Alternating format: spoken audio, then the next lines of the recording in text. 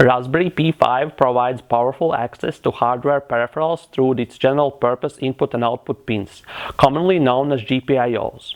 These pins allow the Raspberry Pi to communicate with external devices such as sensors, displays, motors, and communication modules. However, before any peripheral can be used, it must be correctly enabled and configured within the operating system. On Raspberry Pi 5, many GPIOs pins share multiple functions. A single pin might act as a general input or output, or it might be connected internally to peripherals such as UART, E2C, SPI, or PWM. Because of this, peripherals are not available by default. To activate a peripheral, configuration changes must be made in the Raspberry Pi operating system. For example, enabling UART communication requires editing the boot configuration file and enabling the appropriate device tree overlay. Without this step, the hardware exists physically on the board, but it remains inaccessible to software. There are several ways to control GPIO pins on Raspberry Pi 5. High-level libraries such as those provided by Linux allow developers to work within GPIOs and communication interfaces quickly and safely. These libraries handle hardware details internally and are often the recommended approach. Alternatively, GPIOs can be accessed directly by mapping hardware registers into memory. This method offers complete control but requires precise knowledge of hardware-based addresses and register offsets.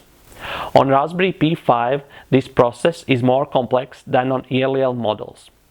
Peripheral addresses differ between system addresses and processor addresses, and these differences depend on the operating system version, kernel configuration, and installed drivers. Using incorrect addresses can cause unpredictable behavior or even damage the hardware. GPIO pins can also be used to emulate communication protocols through a technique known as bit banging. Bit banging manually toggles GPIO pins to generate digital signals, allowing protocols such as E2C to be created entirely in software. This is useful when hardware interfaces are limited or unavailable. However, bit banging relies heavily on processor timing. Under high CPU load, communication speed may drop below required limits, causing unreliable data transfers.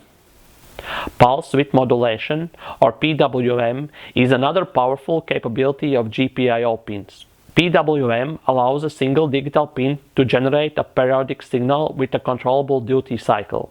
This is commonly used for motor control, LED dimming, and servo positioning. On Raspberry Pi 5, PWM hardware is located on the RP1 chip and accessed through PCI Express. Direct register access requires kernel-level permissions and accurate address mapping, making it unsuitable for most user space programs.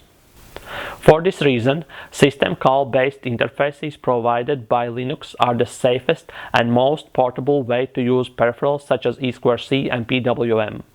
By opening device files, writing configuration values, and closing the interface, developers can control hardware without directly manipulating registers. In summary, working with peripherals on Raspberry Pi 5 requires careful preparation. Peripherals must be enabled in the operating system. GPIO functions must be configured correctly, and hardware documentation must always be consulted. When possible, using operating system interfaces is strongly recommended to ensure reliability, portability, and hardware safety.